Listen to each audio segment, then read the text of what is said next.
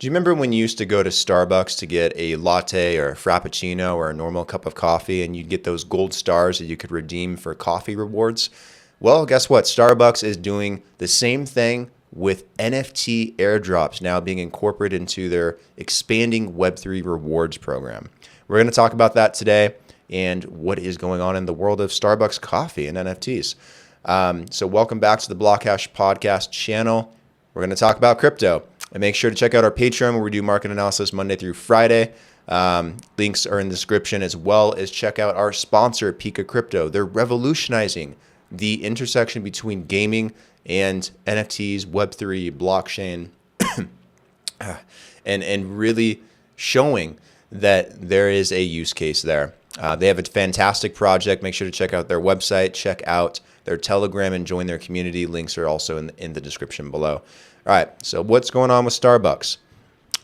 Starbucks Odyssey is the company's Web3 rewards beta program, which is currently only available to select individuals, but they're rolling it out because Starbucks wants to be ahead on the innovation cycle. So Starbucks is preparing an NFT airdrop for members of its Odyssey rewards program as part of the company's foray into Web3. So what does this mean? Well, it means that users will have to meet specific criteria to be eligible to receive the so-called limited edition stamp or NFT from the coffee house giant Starbucks. But first, what will happen is the airdrop will only be available for U.S. residents. Second, each participant must be a Starbucks Rewards member, so you got to be like getting those gold stars, those good old gold stars. I probably have a bunch. I don't even remember how to access them, unfortunately. So it'll be interesting to see like if they build a wallet or something around this, or they incorporate it into the Starbucks wallet, or how that works. And you have to be enrolled in the Starbucks Odyssey, the company's waitlist for Web3 rewards platform. The program launched beta back in September of 2022 and remains available only to a select number of individuals. So they're testing this out. This is not something official that will come out no matter what, but my guess is it will. It's just, testing phase, pilot phase, sandbox, whatever you want to call it. So provided that a participant is an Odyssey member, they will then have to make sure to have completed 2 journeys, that they already own at least one limited edition NFT stamp. Those journeys are challenges that users can complete to win stamps embedded with rewards points. One such example of a journey could be going to a different Starbucks store or trying a new drink, or a former Starbucks executive told Blockworks in December. That's interesting. So, they could drive you to certain store locations that need more traffic and also make you try like their seasonal drinks. Like if you've never tried a pumpkin spice latte, they could really engineer this to make you buy the pumpkin spice latte. It's very similar to what happened with like Pokemon Go.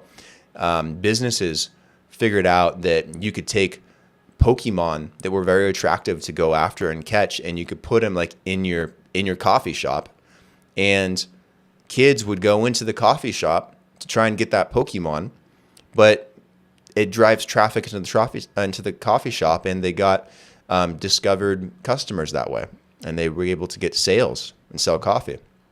So it's very interesting how Starbucks is kind of using a similar approach through a rewards program and through NFTs to try to drive traffic into stores and towards certain drinks that they're selling.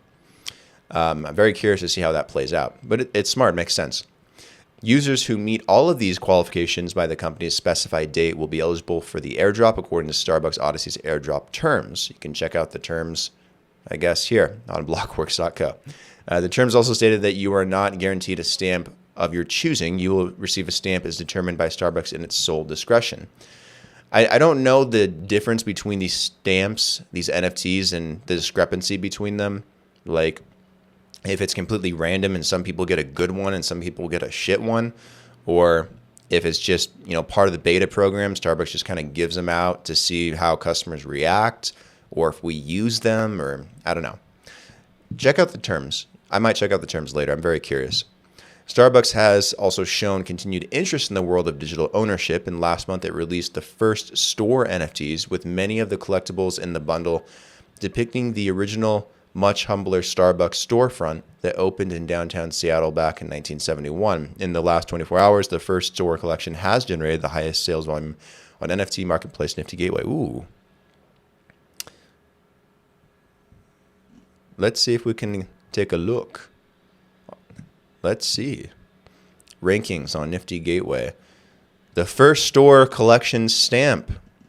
Look at that. In the last 24 hours, number of sales, 48. With an average price of $173. $6,500 in volume last 24 hours. Not bad, Starbucks. Not bad. What is it in the last 7 days? Pretty good in the last 7 days. Look at that. Last 30 days. Let's see. So in the last month, all right, the last month, you have Starbucks is the first store collection stamp at number 8 on Nifty Gateway with $30,000 in volume thus far. It sounds like a small amount, but that's pretty good for Starbucks. You know, catching up to Mutant Ape Yacht Club, for example, which is normally towards the top. What is the road ahead? I got to check that out. Let me know if you guys know what the road ahead is. V-Friends. Yeah, so Starbucks is in a pretty good spot. Pudgy Penguins has been coming up lately. I've been thinking about grabbing a Pudgy Penguin. But unfortunately, I think they're very expensive. Are they? Average price.